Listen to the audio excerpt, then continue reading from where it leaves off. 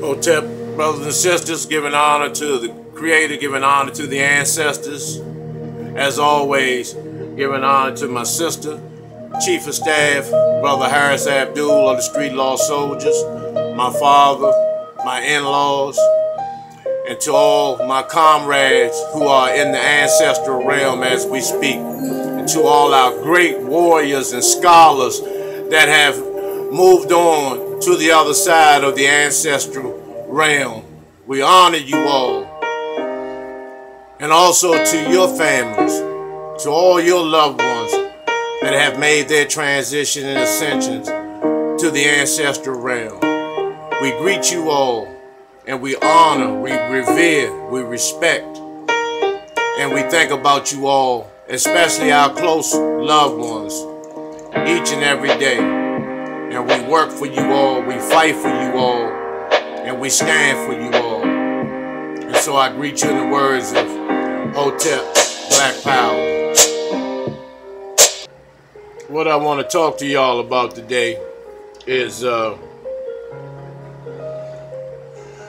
Hurricane Harvey. And it's a lot of things y'all may not know nothing about. But once again, this is a catastrophe that has been proven to be man-made, courtesy of Harp. And the purpose, once again, was for depopulation purposes and demelanation purposes from black people. Now, you had so much outpour of assistance for Hurricane Harvey, but it wasn't even as half as much assistance or enthusiasm to be of assistance for Hurricane Katrina. You know, we literally watch people die on live television. We literally watch busloads, tour buses pick up crackers from hotels and reject black people from boarding these tour buses for safety. We watch babies being snatched on live television. We watch the gold and silver fillings out of the dead people's mouths in Katrina being snatched for the purpose of a contract that Dick Cheney, when he was head of Halliburton, was given a multi-million-dollar contract to take the gold and silver fillings out of the dead black people's mouths in Katrina. We watched elderly people literally die, deteriorate, physically deteriorate, and fall apart in broken refrigerators in the Superdome, where people were literally tagged with pieces of paper for identification purposes in case they may be found one day.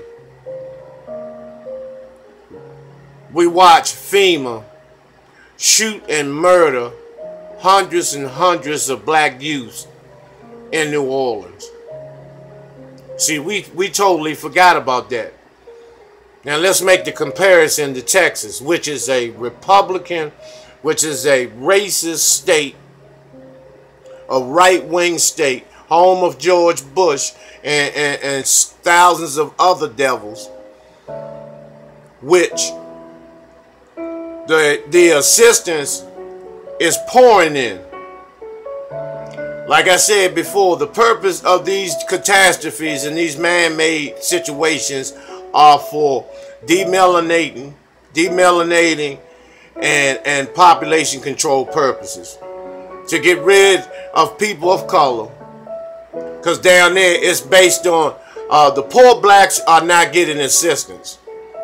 Only the middle class and upper high class whites are getting all the assistance down there. The Red Cross is nothing but a hustling organization and what they do. They take the donations from celebrities and athletes and entertainers and dignitaries, and what they do in exchange, they hand out bootleg food, government standard, government issued cheese food, primarily to the poor blacks, knowing that when you're in a situation like that, you're literally ready to eat anything. So you know, the victims are not really paying any attention to, you know, how they're eating. It's just long as they're eating at that time, and it's completely understandable. Now, you know, people are saying that whites are helping, and Joe, you had black people, niggas, defending Joel Osteen. And let me ask you niggas that defended him, has he done anything for the black community? Has he done anything for any black person, period? A black person can't even be a part of his congregation until they turn in their check stubs. So these are, you know, in order to sit in one of his seats in that arena, which is the former Houston Astros, Houston Rockets playing arena, you have to basically be a bougie or middle to upper class black person. So, you know, you got niggas defending him. Yes, he left his doors locked. And the excuse that he used was that his place was already flooded. So if it's already flooded, it shouldn't make no difference whether you let people in there or not. And if it's flooded, then that would be more initiative to open the doors so the people can help you deal with the flooding. That's why I know he was lying. He's a lying motherfucking cracker, man. You know, Joyce Myers, Benny Hinn, Joel Osteen, fucking Kenneth Copeland, all of these motherfucking faggots, you know, T.D. Jakes, Creflo Dollar, Leroy Thompson. See, all of them are under that same umbrella. You know, Fred Price, you know, which Fred Price, his son is a little more militant than his father. However, they're still under the same umbrella in terms of, you know, being the, you know, the T.D. Jakes being the gatekeeper, you know. And this is the thing that gets me. The people that defend these motherfuckers, these people have done nothing for them. Nothing. Nothing but recite some shit out of a book that you have the same book in your motherfucking hand. You know, you can recite that shit. That's the only thing that they're doing. And then you pay $20 for a fucking snot rag that claims to have been rubbed down by one of these motherfuckers so you have good luck or a blessing. Come on, man. Come on with that bullshit. You know, that's some straight bullshit. You know, and the fucked up part about this whole situation is that if all black people were affected by this, just say if it was no white people affected by this hurricane, just all blacks. The sad part about that would be that more whites would assist than blacks. And see, the only reason why blacks, and they assist with whites because they want to win white favor. So they'll play like, you know, they're not playing the race card. So what they'll do, they'll put up more money to win white favor. But if it was a black situation, you would have very few blacks. Just like at Katrina, you only had a few blacks. You know, even Kanye West, when he went on national television and said what he said, he still wanted to win favor, because he wanted to write a huge check. He wanted the white world to know what his contribution would be. You know, and that's what they're doing. They're doing that at Hurricane Harvey now. Which nigga is going to be the most gracious slave? Which slave is going to be the most gracious slave to win white favor by writing the biggest check? Tyler Perry. You know, they all do this shit. They all do this shit. This is nothing new. You know, and when it's a black issue, you don't get that type of support from black people. And the blacks that really do want to help cannot afford to help. Those are the ones that really would help. The ones that are unable, the ones that cannot afford to help. But then you have those that are able to help but refuse. Because helping somebody black means you helping somebody that looks like you. And by you hating yourself, then the support will be little to none. So, because I had some other issues I wanted to talk about this evening, but I wanted to, you know, this was just, you know, something that I had to bring to the surface to enlighten our people as to what is really going on. And all of these things happen around the passing of Barbara Dick Gregory. The eclipse, National Humanitarian Day, 3 days after Dr. Sebi's anniversary, Ascension anniversary, and then the hurricane. You know, all of these things are conglomerate, but they want you to focus on the opening day NFL, Kevin Durant's parade, what Donald Trump is saying, racist. And see, these are the things, those are distractions to keep you asleep, so they can really do what they need to do in terms of securing global white supremacy. And for those of you who have begun to become tired of hearing about the system of racism, white supremacy, that means that you're comfortable with it.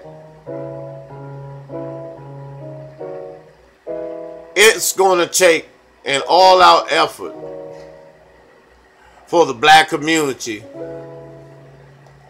to get our babies and our children and the elderly out of the conditions and situations that they are currently in and what they're heading towards. They're heading towards destruction. And what they're doing, they're continuing to put religion in your face. You know, push the religious agenda to keep you believing and having faith that something is just going to come out the sky, something imaginary is going to poof, and things are going to be straightened out. You know, so you know, and let's touch on that briefly.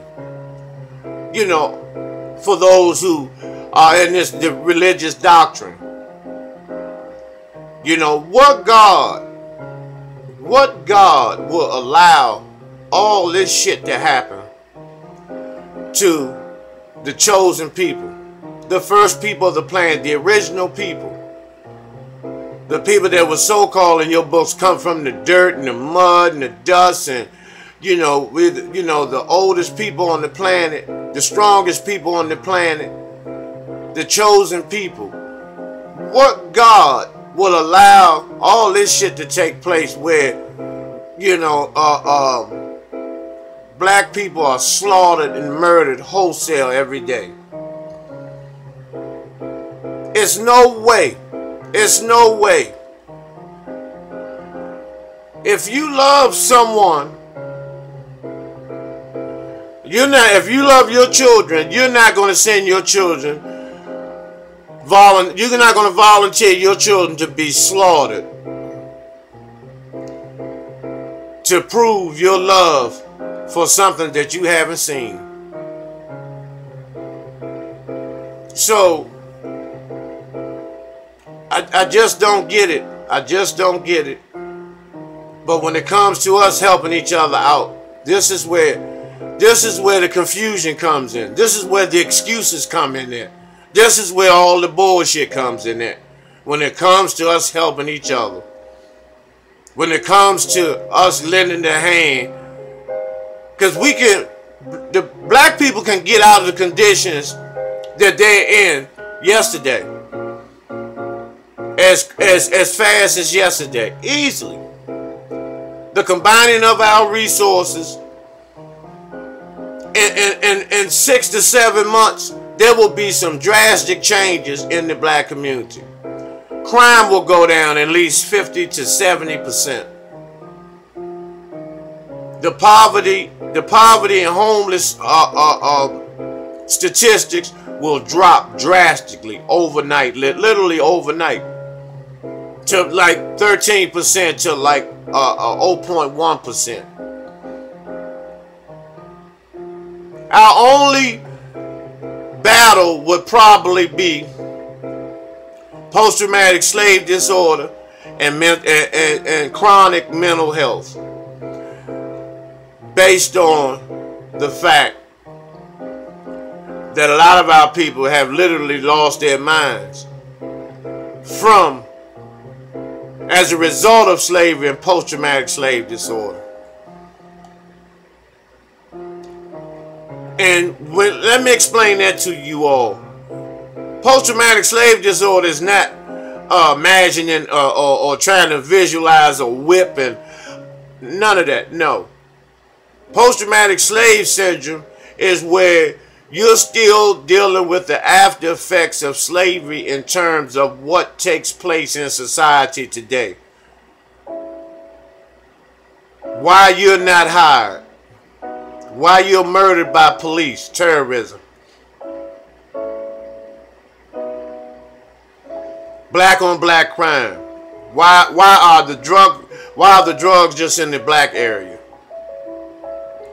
Why do they just shoot black people? Why do they just knock black people's doors down?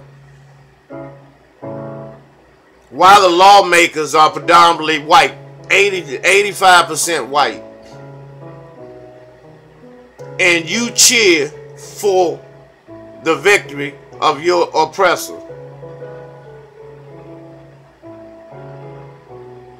I know people that will lock up their own relatives. If it's left up to them, they will, and they are in the position in terms of employment, they will put their own relatives in jail for a check.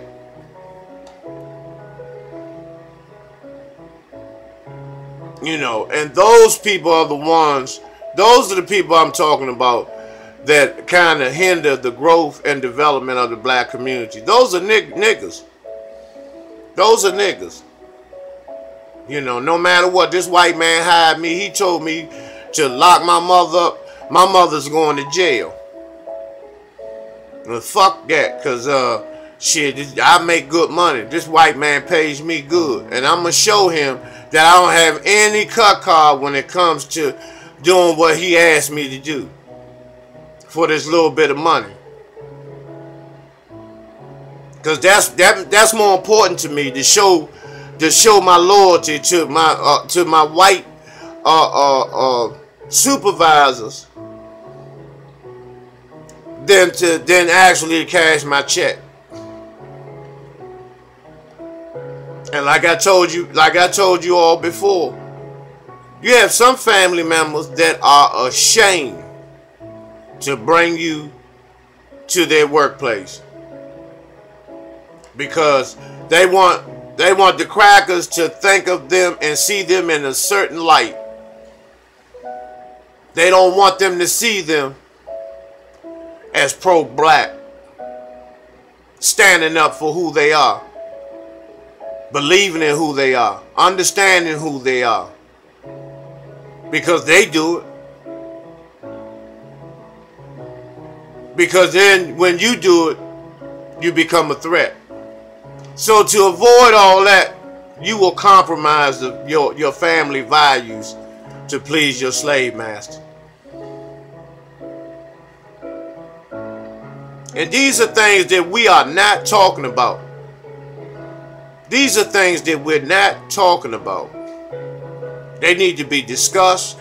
They need to be ingrained in our thinking so we are able to function with the knowledge of these things so we can embrace and get entrenched in our culture and who we are and function on a high frequency so we can move towards liberation at any cost. And don't get me wrong, it's only one solution to liberation. My shit don't change because we've tried every other solution. The only solution that hasn't been tried, that if it is executed, we will get our liberation, is to fight this motherfucker head up. And a lot of y'all have a see right now, just by me saying that, a lot of you are stopped in your tracks. You have a lot of excuses for that. And I get sick of you niggas talking about the white man got this and he got that and all that bullshit. That's just another excuse so you won't fight.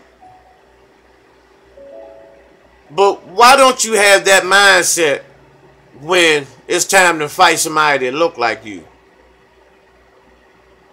You don't have that mindset then. You know, you on that I don't give a fuck and all. You on a whole different motherfucking frequency. You on some straight G shit then.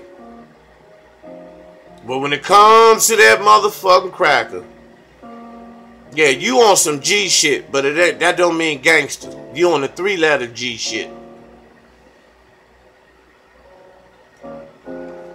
You know, like the sister said, that she has a record called You the White Man's Bitch.